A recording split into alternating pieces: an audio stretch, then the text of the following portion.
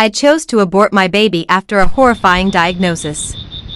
My mom called me a murderer. I never thought I'd be the kind of woman who would make this choice. Growing up, my mom, your typical Gen X, deeply religious, Facebook scripture posting woman, always told me that motherhood was sacred. Life is life, she'd say, God doesn't make mistakes. But what if God didn't make the mistake, what if nature did? I was 29 when I got pregnant. My boyfriend, Jake, was supportive, but we weren't married, and I could already sense my mom's disappointment simmering behind that fake sweet voice of hers. Well, let's hope this brings you closer together, she'd said. Translation: you better marry that man now. The first trimester was fine. Morning sickness, sore boobs, a mix of excitement and fear. Then came the 20-week anatomy scan. The room went quiet when the technician paused. She called the doctor in. I remember gripping Jake's hand so tightly I left nail marks. There's something wrong with the baby's brain development, the doctor said gently. It looks like anencephaly. I'm so sorry. I didn't even know what that was. But when they explained, I felt like the floor dropped out from under me. No skull. No brain. No survival past birth. Maybe a few hours, maybe a few days, but no life. I went home in shock. I Googled it for hours. I read story after story of women who carried these babies to term just to watch them die. I couldn't do it. I couldn't build a nursery for a funeral. Jake cried with me. He said he'd support whatever decision I made. It's your body, your trauma, he whispered. I just want you to survive this. I decided to terminate. Telling my mom was the hardest part. We were sitting in her kitchen. She was sipping tea like she always did, like everything was normal. Mom, the baby's not going to make it. The doctors said it's anencephaly. She looked confused. Then skeptical. Then she asked if I'd gotten a second opinion. I did. 2, actually. They all said the same.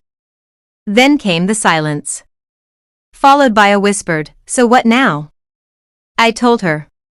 She slammed her mug so hard the ceramic cracked. You're going to kill it? It's not going to live, Mom. It's still a baby. God gives life, He takes it away. You have no right. I'd expected resistance, but not fury. Not tears. Not threats to disown me. Not my own mother telling me I'd burn in hell. It's not about hell, I said quietly. It's about not wanting to watch my child suffer. It's about surviving this myself. She didn't hear me. Or she didn't want to. She started quoting Bible verses at me, loud enough for the neighbors to hear. Thou shalt not kill. I walked out. The day of the procedure was one of the worst days of my life. I felt like I had cement in my lungs. I cried. I held my belly. I told the baby I was sorry. But I didn't regret it. I just regretted the loneliness. Jake stayed. But he changed. Quieter. Sadder. I think watching me fall apart broke something in him too. And my mom? She told my aunts I'd gotten rid of the baby because it had a disability.